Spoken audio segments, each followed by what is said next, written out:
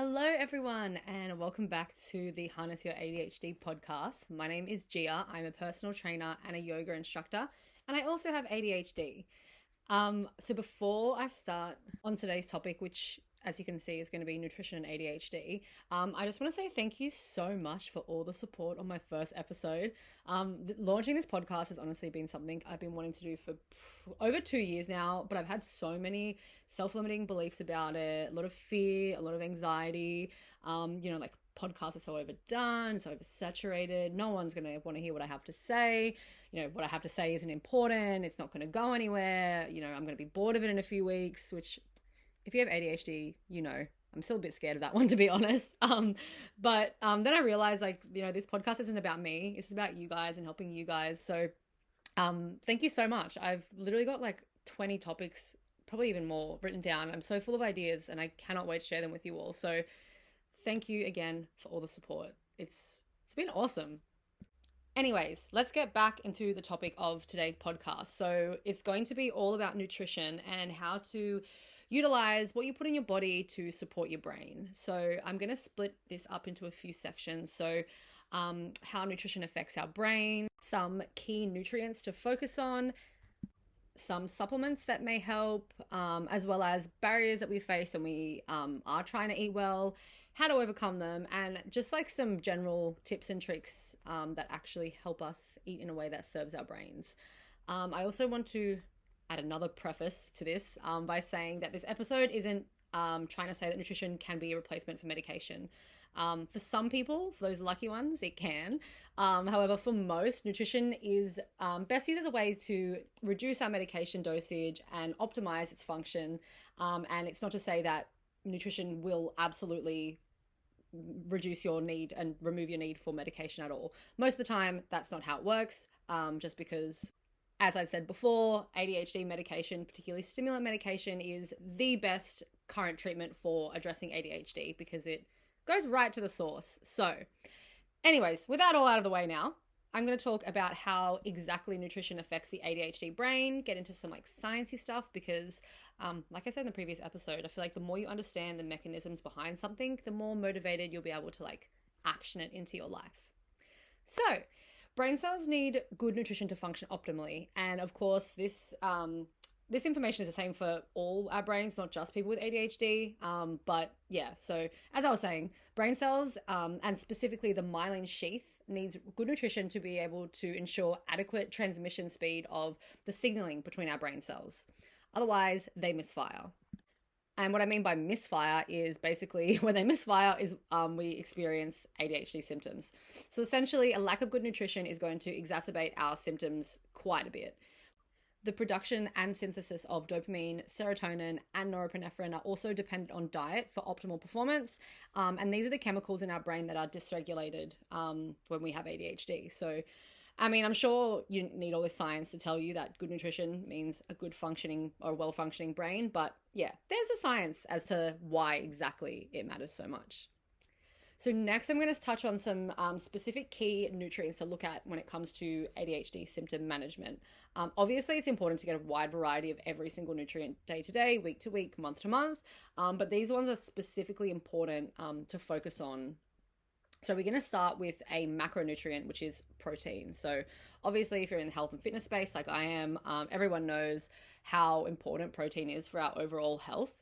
So protein is made up of one or more of the 20 amino acids, which are essentially, think of them like building blocks for our body. So the combination of these amino acids creates, supports, and transports new cells and molecules in and around the body, as well as transmits signals throughout the body.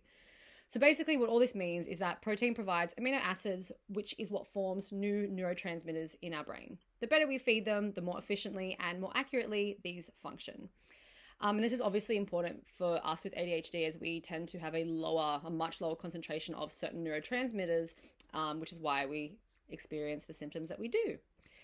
Protein is also important because it helps regulate our blood sugar, and having regulated blood sugar is super important because low blood sugar exacerbates our symptoms, specifically our executive functioning, our memory, and our emotional regulation. It's pretty common for our ADHD meds to blunt our appetite. And also, I'll touch on it a bit later, but people with ADHD have lower interoception, which is the ability to notice what our body is telling us. So think about hunger, thirst, going to the toilet, things like that. And so what this means is we forget to eat, our blood sugar drops, and then suddenly we can't like think or form a coherent sentence, and we get hangry. So like the concept of like being hangry is generally just low blood sugar. So when it comes to protein, how much do we actually need? So there's a big consensus around, how much protein is important, but for my clients, and personally for myself, 1.4 to 2 grams per kilogram of body weight is a really good target to shoot for, which what that looks like practically is a protein source at every meal, as well as 1 or 2 protein-rich snacks. And so foods that are highest in protein include red and white meat, seafood, eggs, dairy products, as well as more plant-based sources of our tofu and soy products, wheat and seitan products, lentils, beans, chickpeas, and all the adjacent, peanuts and almonds specifically, but nuts tend to have a little higher protein source as well. Chia, flax, and hemp seeds also are quite high in protein, as well as quinoa. And then you can also get protein powder. So you can get plant-based versions or whey-based versions as well. Next up, we have B vitamins. So B vitamins include B1, B2, vitamin B3, which is niacin, vitamin B5, which is pantothenic acid, vitamin B6, which is also known as pyridoxine, B7, which is also known as biotin, B9, which is folate, and then also vitamin B12. So these are water-soluble vitamins that can't be stored in the body, hence we need to eat them daily to keep us topped up. Us with ADHD, we tend to have lower levels of B2, B6, and B9 just naturally. So you can see how this can affect our symptoms. B vitamins increase the brain's level of dopamine, which will obviously reduce many of our symptoms, including fatigue, the attention irregularity, and also irritability. It's also a cofactor in serotonin synthesis, which influences our mood and emotional state. So you can see here, B vitamins are super important for us to keep a nice, regulated, calm, and focused state. Foods that are high in B vitamins include salmon, eggs, organ meats, dairy, beef, chicken, pork, shellfish, legumes, so like beans, chickpeas, lentils, nutritional yeast, which is kind of like a dietary supplement that has a sort of cheesy flavor. If you're like vegan or vegetarian, you've probably tried it before. As well as sunflower seeds and dark leafy greens.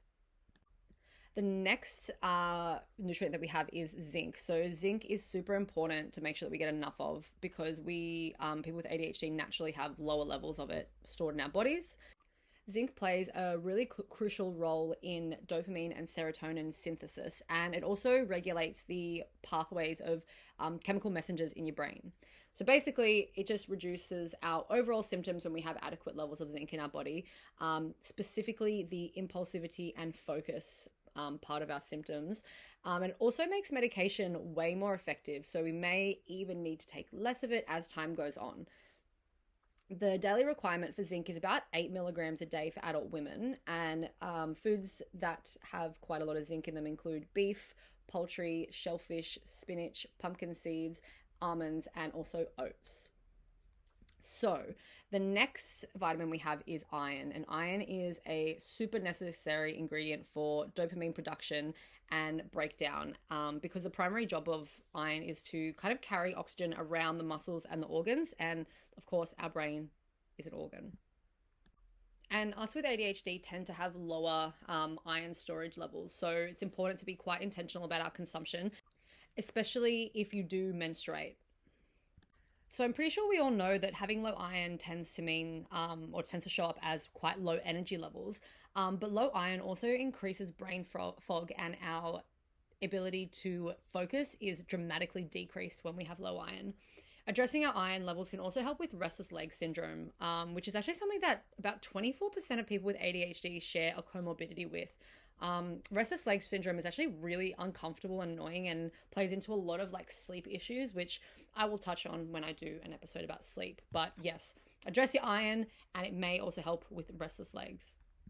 So the daily requirement for iron for women is about 18 milligrams a day, and eating foods such as eggs, red meat, poultry, fish, shellfish, nuts of any sort, beans and legumes of any sort, tofu and soy products, oats and wholemeal and whole grain products, as well as dark leafy greens, all have a high level of iron in them. So eat those foods to keep your iron stores topped up nice and high.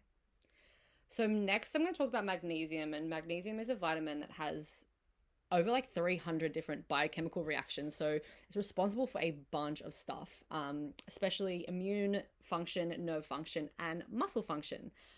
It also is responsible for regulating your heartbeat and your blood sugar, alongside maintaining good bone health and just like overall energy production. And magnesium is really cool because with people with ADHD, it really helps to calm our baseline central nervous system by blocking hyperactivity of brain cells. And this also will help correct sleep issues, emotional regulation issues, and memory storage and recall. And this is all because it plays a really crucial role in the production and functioning of serotonin, norepinephrine, dopamine, and more specifically, glutamate and GABA. So glutamate excites the nervous system in a regulating way. So it provides us energy, but without the overstimulation. And GABA has the opposite effect. So it calms the nervous system down without feeling like overly tired. Just again, brings our baseline nervous system back into a parasympathetic state or a relaxed state. And once our nervous system is regulated, we get a ton of emotional and mood benefits. So we're less reactive and we're just a lot easier able to handle our emotions as they come up. So women under 30 need about 310 milligrams of magnesium every day and 320 milligrams if you're over the age of 31. Best sources of magnesium include dark leafy greens, nuts, seeds of any sort, beans and legumes, dark chocolate, and also avocado. So dark chocolate, just to backtrack, generally looking at about 70% plus dark chocolate. And then yes, avocado. You can also cheaply and safely supplement with magnesium, although if you do, I recommend going with a glycinate or a magnesium citrate supplement, as they're the best quality and their best absorbs version of magnesium. So we're talking about omega-3s next. So you probably heard a ton about omega-3s because they are super important when addressing ADHD. It's one of the most important nutrients when it comes to like a well-functioning ADHD brain. So omega-3s are a combination of essential fatty acids, and they can't be made by the body, so we need to consume them. And they play multiple really important roles in the body and brain's function. So the three most important omega-3s are ALA for energy production, DHA, which is the main building block of your brain, and EPA, which helps prevent blood clotting disorders such as heart attacks. So omega-3s help and allow cell membranes to transport nutrients in and out of cells, which affects serotonin and dopamine transmission. This is just a fancy way of saying it helps improve our mental focus, our cognitive function, and reduces our hyperactivity and our impulsivity. So omega-3s really, really important. Like if you have to ignore, like if you want to ignore all of the vitamins and all the information I give you today, and you only want to listen to one thing, listen to this section about omega-3s. So some sources of omega-3s include mackerel, salmon, oysters, sardines, prawns, and some more plant-based versions are seaweed and algae, chia, hemp and flax seeds, walnuts, kidney beans, soybean oil, and edamame. And you can also get an EPA and DHA omega-3 supplement. They can either be like a fish oil supplement or a plant-based algae-based supplement. And so the final vitamin I'm going to touch on is vitamin D. So vitamin D is actually a hormone that is needed by every single part of our body, including our brain, our heart, and our immune system. So vitamin D increases dopamine and norepinephrine, which just overall reduces our symptoms. It also is involved in the release of serotonin, which helps in our emotional regulation, any sort of comorbid mood disorders we can get, including seasonal affective disorder, which tends to happen in winter when we don't get as much sun, which I'll explain a bit later. It also increases the production of acetylcholine, which is a transmitter substance of nerve impulses within the central and the peripheral nervous system. Basically, what this results in is our ability to maintain focus and concentration, as well as it encourages the growth of new nerve cells for memory storage and executive function. So, vitamin D, really important for memory consolidation. The absolute best way to get vitamin D is through the sun. I encourage my clients to be outside as much as possible, and I encourage you guys to as well. Like, being outside is so great for our brains, like not just for the vitamin D perspective, but just being outside in general. Our ADHD brains thrive off it. But in saying that, you don't need a ton of sun to get your daily dose of vitamin D. If you have fairer skin, 10 minutes in summer, 20 minutes in autumn, spring, and 30 minutes in winter is all you need. And for my lovely darker skin ladies, a little bit longer is needed. So about 20 minutes in summer, about an hour in autumn, spring, and about 90 minutes in winter. And the best way to get this kind of absorbed into your body is have your feet, your hands, and your face exposed to the sun. I'm not saying like look at the sun, don't do that, but just have those parts of your body exposed, because they absorb vitamin D the quickest and the easiest. If you feel like you're just like not able to get this amount of sun in, or you live somewhere that's just not super sunny, shout out to everyone in Melbourne at the moment. But you can also take a supplement, a vitamin D supplement if you feel the need to, but just try to find one that is a combination of vitamin D and calcium together, because calcium helps increase the absorption of vitamin D. And I want to touch on natural remedies for a second. So I want to start by saying that there isn't a ton of research done on supplements and herbs in relation to ADHD. And although there is some information online, I don't like recommending anything, especially herbs, because they are really potent and like not to be messed around with. I feel like not many people understand that just because you're not taking like medication over the counter, taking herbs and taking supplements is still medicine. It's still like supplementation. It still isn't something that you should just be kind of willy-nilly with if you don't have a lot of knowledge about it. And because, again, there isn't a ton of research about it, I just feel a bit iffy recommending things. However, there has been some research done on the combination of ginkgo biloba, and I hope I'm pronouncing that right. I even looked it up and everything, so if I'm not, blame the internet. The combination of ginkgo biloba and ginseng, it's been reported to boost cognitive performance via improving blood circulation, which helps and assists the collagenic processes, which enhances working memory alongside improving your focus. And a really simple way to describe like how this works, it basically inhibits or slows down the norepinephrine reuptake, which is an issue when it comes to us being able to consolidate memories. It has also been reported to increase the effectiveness of medication, so perhaps you may need to take less of a dosage.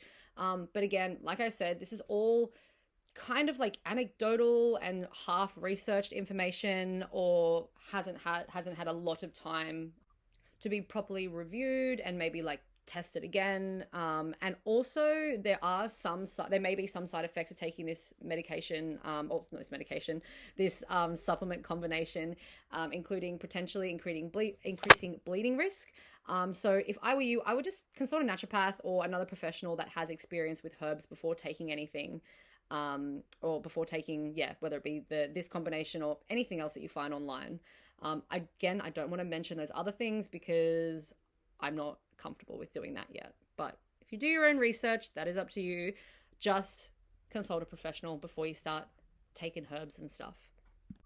Okay, all the sciencey stuff is out of the way now. Thank you for sticking with me. I know it can be a little bit boring, but I find it really interesting. So hope you found it interesting too. So this next part is going to focus more on practicalities. So the barriers to eating well, as well as some tips and tricks to make fueling our brains a little bit easier for us. So I'm going to start talking about why feeding ourselves seems to be so difficult, as well as some solutions. So first, I want to talk about eating for dopamine. I feel like there's not a lot of people. That is my dog. Sorry guys, had to pause recording for a second because my dog decided she wanted to join. So anyways, I was talking about eating for dopamine. I feel like not a lot of people really talk about this, and it's actually really common for people with ADHD to use food as a form of stimulation, and to help, regulate ourselves. Especially, hyperpalatable, sweet and crunchy foods. They're the like our brains crave that stuff for stimulation and for dopamine production. So think back to a time, maybe you're in like a super boring meeting at work, or you're in a class, or you're just doing something really boring, especially if you're sitting down, and you seem like the only way you can get through it is by like snacking on some food, like some chips or something like that, just so that you can focus on what they're saying. And so this combination of low dopamine and hyperpalatable foods can make it really hard, not just to make good choices in general, but also it can cause us to mindless eat and overeat. But as we know, telling you just don't eat when you're bored is not helpful in any way. So what is helpful? Number one, understand that eating for dopamine and stimulation is not a bad thing. It may be like your only ability to cope at the time, and there is so much shame and guilt associated with ADHD. To view eating for stimulation as like wrong or bad will not only like just not help this behavior at all, but it's probably going to make it worse. You know, we all know like guilt and shame, the more you guilt yourself, the more you shame yourself, the worse you're going to feel. So step one is get rid of any guilt, any shame, any negative thought patterns around eating for stimulation. It is a tool just like any other tool that you'll have, and it doesn't hold any moral weight. It doesn't make you a good or a bad person. It is literally just eating for stimulation. Nothing more, nothing less, nothing worse, nothing better. Number two, we can be mindful of what sort of foods that we are eating to food stim or to keep us regulated. So low energy density, high fiber foods like veggie sticks, like tick that box perfectly. It's crunchy, it's high in fiber, will give you some nutrients, and will, keep you busy while you're doing that boring task. Also consider adding a protein source so that it's more filling for you as well. So instead of just veg sticks, for example, adding some hummus or with your veg sticks, or you can have protein yogurt with berries in it. Also for me personally, roasted chickpeas are my favorite. They're so cheap, so easy to make if you don't want to buy like the expensive like boxed versions of it. You can make like tons of different varieties of like flavors, just use different spices, and they taste amazing. Number three is finding an alternative way to get your dopamine needs met. So what are other, appropriate and relevant things have you noticed that keeps you focused when you feel like you need to, keep like your hands occupied or something? So perhaps having like a fidget toy of some sort, or just like something to do with your hands while you're doing this task instead of eating. Another thing you can do if you have the ability to, put some music on. So something that isn't obviously distracting. I like using things like rain sounds or like binaural beats, or like if you look up like meditation music on YouTube, they tend to occupy my brain enough, but not too much to distract myself from what I'm supposed to be doing. If you have the ability to like get up and move, so whether it be a little bit of stretching, maybe some yoga, a short 5-minute walk, maybe just like some jumping jacks, just something to move your body around. And also body doubling. Again, this may not be like relevant if you're obviously like working, but if you're doing something like studying, the concept of body doubling is really, really helpful. So if you don't know what body doubling is, it is essentially, it can take many forms, right? But body doubling is essentially having someone either in the room with you, doing the same thing as you, or sometimes, I know personally for me, the person doesn't even need to be doing anything. It just needs to be like a person with me, not distracting me, so they can be literally on their phone, maybe doing their own work, and that helps kind of keep me focused. And now again, like I just want to be really careful that I'm not treading into this territory of saying that, eating for stimulation is a bad thing and that you shouldn't do it and you should always find alternatives. It is just to give you some other alternative coping mechanisms so that you don't have to use food for dopamine every single time you feel the need to. So having poor interoception also makes being able to feed ourselves quite difficult. So I mentioned earlier that interoception is our ability to read our body's cues, which include our hunger cues. And stimulant medication can also blunt our appetite quite a lot and make it even harder for us to notice when we're hungry. It's really common for people on medication to go all day either barely eating or if eating at all, and then the medication wears off, we realize we're starving and our blood sugar is through the floor, and we end up just eating what is easiest and available because our decision making at that point is highly weakened and impulsivity is quite heightened. We can combat this by first being aware of what our body actually looks and feels like when we are hungry. If we're not, especially if we're not getting that standard like belly hunger. So if you notice a sudden dip in energy, mood changes, or like that feeling of being hangry, any sort of headaches, or maybe all of a sudden we're really overwhelmed, confused, it's really like hard to focus even more than usual. Making decisions is also really hard, and even just like getting a sentence out can be really difficult. This is a sign that we need to feed ourselves. Sensory issues to certain textures can also make eating off-putting as well if we're not aware of it. And also, it's a really common experience for us to get really obsessed over a certain food or a certain meal for a long time, and then it's suddenly getting like repulsive and off-putting. And I will touch on how to sort of combat this a little bit later on. So next, I want to talk about time management. And time management, of course, tends to not be our strong suit, and this can result in us not having the best foods available to us when we need them, and therefore encouraging us to make fast food choices or just like less than optimal choices. Now, some ways to circumvent this trap that is time management is one of my favorite tips is actually ordering groceries online. Super easy, convenient. Sometimes it can be even cheaper as well, because I know they can have like deals online that they don't have in store. And it gets delivered to your door, or you can just go and pick it up. So super easy way to just like not have to worry about going into a overstimulating grocery store. I don't know about you, this is a tangent, but I don't know about you guys, but going to the grocery store is so overwhelming. Like there's like 12 different noises going on at once. There's like lights and beeping and so many options that I just get way too overwhelmed. So online shopping or online grocery shopping is amazing.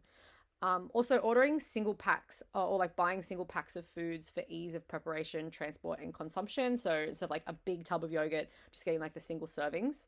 And also not being afraid to buy frozen meals that either as your backup or as your first option. There are so many like much healthier, better frozen meals available for you even at Coles and Woolies. So yeah, don't be afraid. And this idea that like frozen meals are like crap for you. I mean, obviously there are crap frozen meals anywhere, but there are so much better options in this day and age. So don't be afraid to order frozen meals. I also like to dedicate a day to like food things. So I call this like my food day. This is just an example of a tip you can use. So on a Sunday, I set myself up for the working week by doing like having my food day. But you can do it whenever, really. Although I recommend to do it on a day where you have a decent chunk of free time and you're not going to be distracted by people.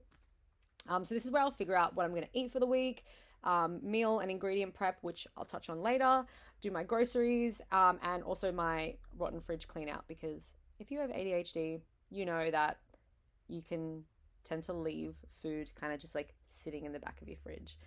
Actually, speaking of rotten food, don't be afraid to buy frozen food. I generally encourage it over fresh produce. It has the exact same nutrient density, sometimes if not more, because it's frozen right when picked, so at peak ripeness or peak nutrient availability. And you also have the added benefit of it having a shelf life and, you know, not creating like a little ecosystem in the back of your fridge, which I'm sure we've all been there.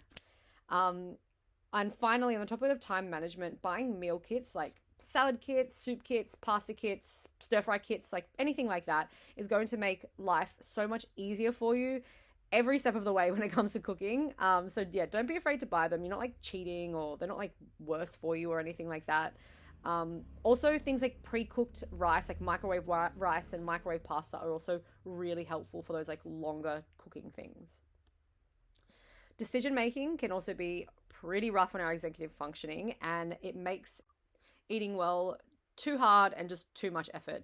Hell, even just like figuring out what the fuck to eat can be so overwhelming when it comes to meal planning. So because of this, I like to keep things super simple and eat similar, if not the same, over the entire week. This keeps my decision fatigue low as possible and makes this whole like cooking experience more pleasant. Especially if you're like not a big fan of cooking and meal planning and you find it kind of just like annoying like I do.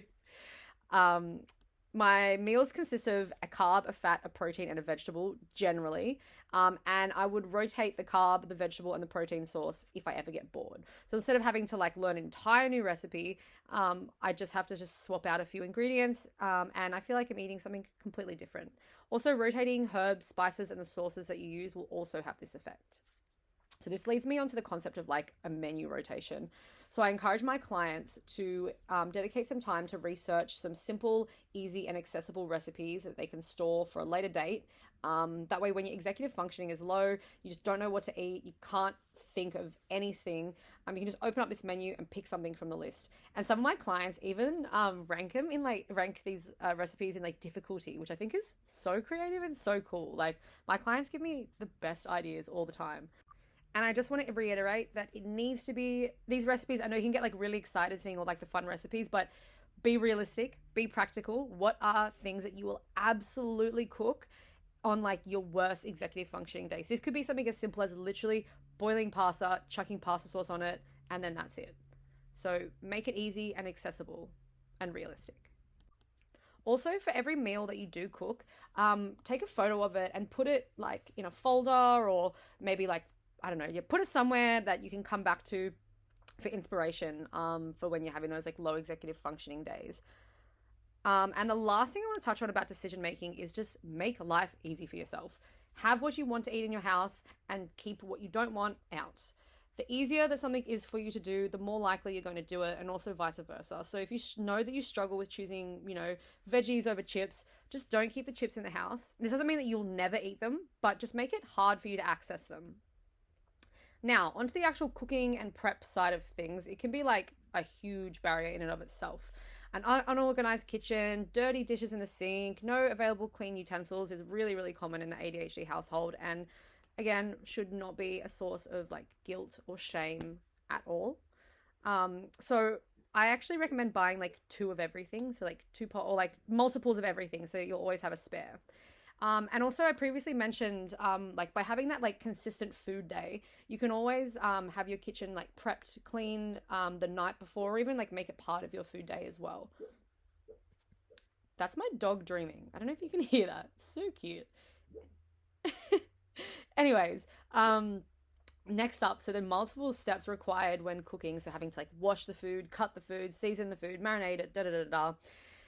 Even for like simple meals can be really overwhelming. So I highly recommend buying pre-cut and pre-seasoned food where is possible. I know it's a little bit more expensive, so I completely understand that. But honestly, having the time and the energy saved is so worth it.